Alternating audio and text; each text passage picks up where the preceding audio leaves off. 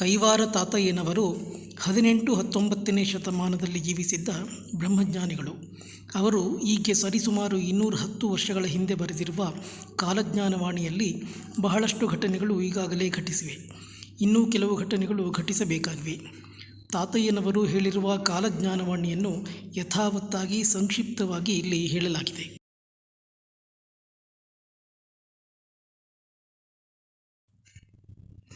ಶ್ರೀ ಸದಾಶಿವನೇ, ಈಶನೇ, ಶ್ರೀಕಂಠನೇ, ಪರಮೇಶನೇ, ಶಂಕರನೇ, ನಂಜುಂಡನೇ ಶರಣು ಶರಣು. ಭುಜಗಭೂಷಣ, ರುದ್ರ, ಭೂಲೋಕನಾಯಕ, ಹರಹರ ಮಹಾದೇವ, ಅಗ್ನಿನೇತ್ರ, ಭೃಂಗೀಶ, ಫಾಲಾಕ್ಷ, ಭೂತಿಲೇಪನ, ಲಿಂಗ, ಪಾರ್ವತಿ ಹೃದಯೇಶ, ಪರಮಪುರುಷ. ಕಾಲಜ್ಞಾನ ಗ್ರಂಥವನ್ನು ಯಾವ ವಾಕ್ಯದಿಂದ ಆರಂಭಿಸಬೇಕು, ಯಾವ ವಾಕ್ಯದಿಂದ ಮುಕ್ತಾಯಗೊಳಿಸಬೇಕೆಂಬ ಅರಿವು ನನಗಿಲ್ಲ. ಆದ್ದರಿಂದ ಸದ್ಗುರು ಸ್ವಾಮಿಯಾಗಿರುವ ನೀನೇ ನನ್ನ ಬಾಯಿಂದ ಕಾಲಜ್ಞಾನವನ್ನು ನುಡಿಸು. ಕೈವಾರ ಕ್ಷೇತ್ರದ ಶ್ರೀ ಅಮರ ನಾರಾಯಣ ಸ್ವಾಮಿಯ ಮಿತ್ರನಾಗಿ ನೆಲೆಗೊಂಡಿರುವ ಶ್ರೀ ಭೀಮಲಿಂಗೇಶ್ವರ ಸ್ವಾಮಿಯೇ, ಸರ್ವದೋಷ ಪರಿಹಾರಕನಾದ ಹರನೇ, ಇಷ್ಟಸಿದ್ಧಿಯನ್ನುಂಟು ಮಾಡುವ ಮಹಾತ್ಮನೇ, ಬಲವಾದ ಭವವನ್ನು ಭಗ್ನಗೊಳಿಸಿ ಪಾರು ಮಾಡುವ ದೇವನೇ, ನಿನಗೆ ಮತ್ತೊಮ್ಮೆ ನಮಸ್ಕಾರ. ತಲೆಹಿಡುಕರಿಗೆ ಶ್ರೀಮಂತಿಕೆಯ ಕುದುರೆಗಳು, ಛತ್ರಿಗಳು ಬರುವುವು. ವೇಶ್ಯೆಯ ಮಕ್ಕಳಿಗೂ ದೊರೆತನ ಲಭಿಸುವುದು. ವೇಶ್ಯೆಯರಿಗೆ ಕವಡೆ ಕಾಸಿನ ಕಿಮ್ಮತ್ತು ಇರುವುದಿಲ್ಲ, ಏಕೆಂದರೆ ಸಂಸಾರದಲ್ಲೇ ಜಾರಸ್ತ್ರೀಯರು ಕಂಡುಬರುತ್ತಾರೆ. ಹರಿಭಕ್ತಿ ವಿರಳವಾಗುತ್ತದೆ, ಡಾಂಭಿಕ ಭಕ್ತಿ ಹೆಚ್ಚಾಗುತ್ತದೆ. ಹರಿಭಕ್ತಿಗಿಂತ ಸತಿಭಕ್ತಿಯ ಆಸಕ್ತಿ ಬೆಳೆಯುತ್ತದೆ. ಸ್ತ್ರೀ ಮೋಹ ಹೆಚ್ಚಾಗಿ ಜನರು ಶಿವನನ್ನು ಮರೆಯುವರು. ಜಗತ್ತಿನಲ್ಲಿ ಜನರ ನಡವಳಿಕೆ ಚಿಕ್ಕ ಮಕ್ಕಳ ರೀತಿಯಂತಾಗುತ್ತದೆ. ಬಟ್ಟೆಯನ್ನು ಮೈಮೇಲೆ ಸುಮ್ಮನೆ ಅಡ್ಡಗಟ್ಟಿ ಸುತ್ತಿಕೊಂಡರೆ ಭಾಗ್ಯವೇನು? ದೊಡ್ಡವರ ಮನೆಗಳಲ್ಲಿ ಮಡಿವಾಳ ನೀರುವಷ್ಟು ಅಧಿಕಾರ ಬೇರಾರಿಗೂ ಇರುವುದಿಲ್ಲ.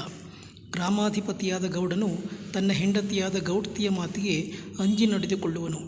ಹಾಗೆಗಿರುವಷ್ಟು ಅಧಿಕಾರ ಬೇರಾರಿಗೂ ಇರುವುದಿಲ್ಲ. ಕ್ಷೌರಿಕನು ಹುಲಿಯಂತಿರುವ ರಾಜನ ಜುಟ್ಟು ಹಿಡಿಯುವವನು, ಅವನಿಗಿರುವಷ್ಟು ಅಧಿಕಾರ ಬೇರಾರಿಗೂ ಇರುವುದಿಲ್ಲ. ಪ್ರಭುಗಳ ಅಥವಾ ರಾಜರ ಶಯ್ಯಾಗಾರಗಳಲ್ಲಿ ಹಾಸಿಗೆಗಳನ್ನು ಸಜ್ಜುಗೊಳಿಸುವ ನೌಕರನಿಗೆ ಇರುವಷ್ಟು ಅಧಿಕಾರ ಇತರರಾರಿಗೂ ಇರುವುದಿಲ್ಲ. ಇವರೆಲ್ಲರೂ ರಾಜರಿಗೆ ಅಥವಾ ಆಳುವ ಪ್ರಭುಗಳಿಗೆ ಅಚ್ಚುಮೆಚ್ಚಾಗುವರು.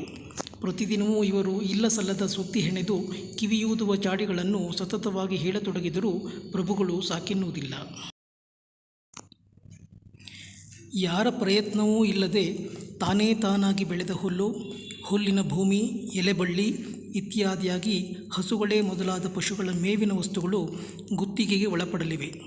ಅನೈತಿಕ ವ್ಯವಹಾರ ನಡೆಸಬಲ್ಲ ಕೆಟ್ಟ ಹೆಂಗಸರನ್ನೂ ಸಹ ಗುತ್ತಿಗೆಗೆ ಒಳಪಡಿಸಲಾಗುವುದು. ಅಂದರೆ ಗುತ್ತಿಗೆಯ ಮೇಲೆ ಅಂತಹವರನ್ನು ಉಪಯೋಗಿಸಿಕೊಳ್ಳುವ ಕಾಲ ಬರಲಿದೆ.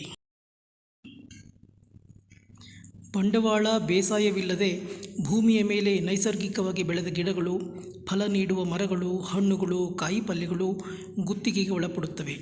ಯಾವುದೇ ನೈಸರ್ಗಿಕ ಪ್ರಯೋಜನಗಳನ್ನು ನೀಡದಿರುವ ಬಂಜರ ಭೂಮಿಯೂ ಗುತ್ತಿಗೆಯಾಗಲಿದೆ. ತಿರುಪೆ ಬೇಡುವ ಭಿಕ್ಷುಕರು, ಭಜನೆ ಕೀರ್ತನೆಗಳಿಂದ ಜೀವಿಸುವ ಹರಿದಾಸರು ಗುತ್ತಿಗೆಗೆ ಒಳಪಡುವರು.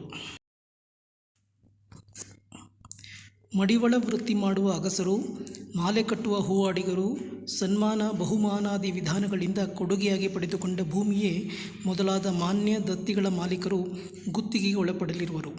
ಸಾರಾಯಿ ಒಂದು ಪ್ರತ್ಯೇಕ ಘಟಕದ ವೃತ್ತಿಯಾಗುವುದು.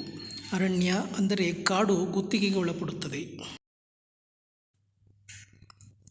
ನೇಕಾರರ ಮಗ್ಗ, ಚೌಳು ಭೂಮಿಯ ಮಣ್ಣು, ಎಣ್ಣೆಯೂ ಸಹ ಗುತ್ತಿಗೆಯ ವ್ಯವಹಾರಕ್ಕೆ ಒಳಪಡಲಿದೆ. ಈ ಮೊದಲು ಹಿಂದೆ ಕಂಡುಬರದಿದ್ದ ಇಂತಹ ಬಗೆ ಬಗೆಯ ಗುತ್ತಿಗೆಗಳು ಹುಟ್ಟಿಕೊಳ್ಳಲು ಕಾರಣವೇನು? ಪ್ರಜೆಗಳು ಮಾಡಿದ ಪಾಪಗಳ ಕಾರಣದಿಂದ ಪ್ರಬಲಿಸಿದುವೆಂಬುದು ಇದಕ್ಕೆ ಉತ್ತರ. ವೈಷ್ಣವ ಮತೀಯ ದರ್ಶನ ಸಿದ್ಧಾಂತ ಮತ್ತು ವೈಷ್ಣವರ ಆಚಾರ ವಿಚಾರಗಳ ಬಗ್ಗೆ ಕೇಳಿ ತಿಳಿಯದವರಿಲ್ಲ. ಅಲ್ಲಾ ಮತದ ಅಂದರೆ ಮಹಮ್ಮದೀಯರ ಇಸ್ಲಾಂ ಮತದ ದರ್ಶನ ಸಿದ್ಧಾಂತ ಮತ್ತು ಮಹಮ್ಮದೀಯರ ಆಚಾರ ವಿಚಾರಗಳ ಬಗ್ಗೆ ಮಹಮ್ಮದೀಯರ ಹೊರತು ಇತರರಿಗೆ ಅಜ್ಞಾತವಾದುದರಿಂದ ಗುಟ್ಟಾಗಿಯೇ ಉಳಿಯಿತು. ಶೈವ ಮತದ ದರ್ಶನ ಸಿದ್ಧಾಂತಗಳ ಒಳಗುಟ್ಟು ಮತ್ತು ಶೈವರ ಆಚಾರ ವಿಚಾರಗಳ ಬಗ್ಗೆ ಹುಡುಗರಿಗೂ ಮಕ್ಕಳಿಗೂ ಸಹ ಗೊತ್ತೇ ಇದೆ. ಆದರೆ ಯೋಗ ಸಾಧಕನಾದ ಯೋಗಿಯ ಆಚಾರ ವಿಚಾರಗಳು ಮಾತ್ರ ಮತೀಯ ದರ್ಶನ ಸಿದ್ಧಾಂತಗಳಲ್ಲಿ ಮಗ್ನರಾದವರಾರಿಗೂ ಗೊತ್ತಾಗುವುದಿಲ್ಲ. ಪತಿಭಕ್ತಿಯುಳ್ಳ ಸಾಧ್ವಿಯಾದ ಸತಿಯ ಪಾತಿವ್ರತ್ಯದ ಮಹಿಮೆಯ ಬಗ್ಗೆ ಮತ್ತು ಪತಿವ್ರತೆಯ ಆಚಾರ ವಿಚಾರಗಳ ಆಂತರ್ಯವನ್ನು ಸರ್ವಜ್ಞಾನದ ಪರಮೇಶ್ವರನು ಅರಿಯಬಲ್ಲನೇ ಹೊರತು ಮಾನವ ಮಾತ್ರರು ಶೀಲವತಿಯನ್ನು ಹೇಗೆ ತಾನೇ ಗುರುತಿಸಬಲ್ಲರು? ಪರಬ್ರಹ್ಮ ತತ್ವ ನೆಲೆಗೊಂಡಿರುವ ಬ್ರಹ್ಮಾಂಡಪುರಿಯಾಗಿರುವ ದೇಹದ ಒಳತತ್ವವನ್ನು ಅಂದರೆ ಬ್ರಹ್ಮತತ್ವವನ್ನು ಬ್ರಹ್ಮಜ್ಞಾನಿಯ ಹೊರತು ಜನ್ಮದಾತ ಬ್ರಾಹ್ಮಣನು ಎಷ್ಟರ ಮಟ್ಟಿಗೆ ಅರಿಯಬಲ್ಲನು? ಆತ್ಮತತ್ವದ ಸಾಕ್ಷಾತ್ಕಾರದ ಮರ್ಮವನ್ನು ಅಭ್ಯಾಸ ವೈರಾಗ್ಯಾದಿಗಳಿಲ್ಲದ ಅಜ್ಞಾನಿ ಎಂಬ ಕುರುಡನು ಹೇಗೆ ತಾನೇ ಕಂಡುಕೊಳ್ಳಬಲ್ಲನು? ತನ್ನ ಶರೀರದಲ್ಲೇ ಭವಬಂಧನದಿಂದ ಪಾರು ಮಾಡುವ ತಾರಕ ಬ್ರಹ್ಮವೆನಿಸಿರುವ ಪರಮಾತ್ಮನ ನೆಲೆಯಿದೆ, ಅದೇ ತಾರಕಪುರಿ. ತಾರಕಪುರಿಯನ್ನು ಹೊಕ್ಕು ಪರಮಾತ್ಮನಲ್ಲಿ ಐಕ್ಯವಾಗುವುದೇ ಮೋಕ್ಷದ ಗುಟ್ಟು. ಆದರೆ ಮಾಯಾಶಕ್ತಿಯ ಜಾಲಕ್ಕೆ ಸಿಕ್ಕಿಬಿದ್ದ ಅಜ್ಞಾನಿಗಳಿಗೆ ಇಂತಹ ಸಾಹಸದ ಸಾಧನಾ ರಹಸ್ಯ ಗೊತ್ತಿಲ್ಲ. ಸತ್ವ, ರಜಸ್ಸು, ತಮೋಗುಣ ಸಂಬಂಧವಾದ ಕಾಮಕ್ರೋಧ ಲೋಭಗಳೆಂಬ ಮೂರನ್ನು ತ್ಯಜಿಸಿದ ಸಾಧನ ಸಿದ್ಧನಾಗಿ ಯೋಗಿಯು ಮುಕ್ತಿಯ ಗುಟ್ಟನ್ನು ಅರಿಯುವನು. ಕೈವಾರ ಶ್ರೀ ಕ್ಷೇತ್ರದಲ್ಲಿ ಶ್ರೀ ಅಮರ ನಾರಾಯಣ ಸ್ವಾಮಿಯ ಮಿತ್ರನಾಗಿ ನೆಲೆಗೊಂಡಿರುವ ಶ್ರೀ ಭೀಮಲಿಂಗೇಶ್ವರ ಸ್ವಾಮಿಯೇ, ಸರ್ವ ದೋಷ ಪರಿಹಾರಕನಾದ ಹರನೇ, ಇಷ್ಟಸಿದ್ಧಿಯನ್ನುಂಟು ಮಾಡುವ ಮಹಾತ್ಮನೇ, ಬಲವಾದ ಭವವನ್ನು ಭಗ್ನಗೊಳಿಸಿ ಪಾರು ಮಾಡುವ ದೇವನೇ, ನಿನಗೆ ಮತ್ತೊಮ್ಮೆ ನಮಸ್ಕಾರ. ಓಂ ನಮೋ ನಾರಾಯಣಾಯ.